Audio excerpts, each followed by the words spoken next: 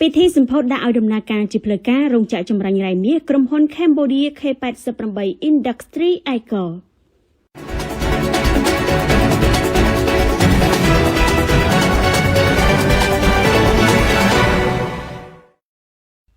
នាថ្ងៃទី22 ខែមេសាឆ្នាំ2026ក្រសួងរ៉ែនិងធម្មពលរួមជាមួយរដ្ឋបាលខេត្តកំពង់ធំនិងរដ្ឋបាលខេត្តក្រចេះបានរៀបចំកម្មវិធីដាក់ឲ្យដំណើរការជាផ្លូវការរោងចក្រចម្រាញ់រ៉ែមាសរបស់ក្រុមហ៊ុន Cambodia K88 Industry Icor ស្ថិតនៅភូមិស្នងអនឃុំសុចិត្តស្រុកសណ្ដានខេត្តកំពង់ធំនិងស្រុកសម្បូរខេត្តក្រចេះក្រោមអធិបតីភាពរបស់អេដាមកែវរតនៈរដ្ឋមន្ត្រីក្រសួងរ៉ែនិងធម្មពលកម្មវិធីសម្ពោធនេះមានការចូលរួមពីសំណាក់អាយុដំលោកជំទាវថ្នាក់ដឹកនាំក្រសួងរ៉ែនិងធម្មពលអាយុដំនួនផារ៉នអភិបាលនៃគណៈអភិបាលខេត្តកំពង់ធំនិងអាយុដំវ៉ាថនអភិបាលនៃគណៈអភិបាលខេត្តក្រចេះមន្ត្រីរាជការនៃក្រសួងរ៉ែនិងធម្មពលព្រមទាំងបុគ្គលិកកម្មកររបស់ក្រុមហ៊ុនលោកប្រធានក្រុមហ៊ុន Cambodia K88 Industry Icor ថ្លែងថាក្រុមហ៊ុន Cambodia K88 Industry Icor ជាក្រុមហ៊ុនវិនិយោគមកពីប្រទេសចិនបានចាប់ផ្ដើមសិក្សាស្រាវជ្រាវរ៉ែនៅក្នុងឆ្នាំ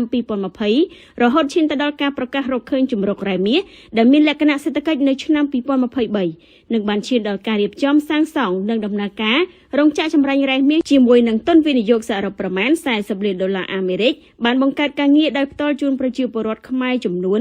375នាក់បន្ថែមពីលើការបង់សួយសារនិងពន្ធអាករនានាតាមច្បាប់ជាប្រយោជន៍របស់ជាតិហើយដំណើរការប្រតិបត្តិការធនធានរ៉ែនៅការដ្ឋាននិងរោងចក្រចម្រាញ់រ៉ែមាសនេះត្រូវអនុវត្តគោលការណ៍សុខភាពសុវត្ថិភាពនិងបរិស្ថានព្រមទាំងយកចិត្តទុកដាក់ខ្ពស់ដល់សហគមន៍មូលដ្ឋានអាយុដំកែវរតនៈថ្លែងថានេះគឺជាសមិទ្ធផលថ្មីមួយបន្ថែមទៀតដែលកាត់ចេញពីនយោបាយឈ្នះឈ្នះរបស់សម្ដេចអគ្គមហាសេនាបតីតេជោហ៊ុនសែននិងដឹកនាំបន្តដោយសម្ដេចមហាបវរធិបតីហ៊ុនម៉ាណែតនាយករដ្ឋមន្ត្រីនៃព្រះរាជាណាចក្រកម្ពុជាបាននាំមកនូវសន្តិភាពស្ថិរភាពនយោបាយនិងឯកភាពជាតិដែលជាកត្តាចាំបាច់បំផុតនិងមិនអាចខ្វះបានក្នុងការទាក់ទាញការវិនិយោគទ្រង់ទ្រាយធំនិងទ្រង់ទ្រាយមធ្យមជាបន្តបន្ទាប់នៅក្នុងវិស័យធនធានរ៉ែសមិទ្ធផលនេះបាននាំមកនូវលំហូរទុនវិនិយោគពីក្រៅប្រទេសមកកម្ពុជាបង្កើតឱកាសការងារនិងពង្រីកខឿនឧស្សាហកម្មក្នុងស្រុកនិងផលប្រយោជន៍សេដ្ឋកិច្ចសង្គមផ្សេងៗទៀតជាច្រើនសម្រាប់ប្រទេសកម្ពុជា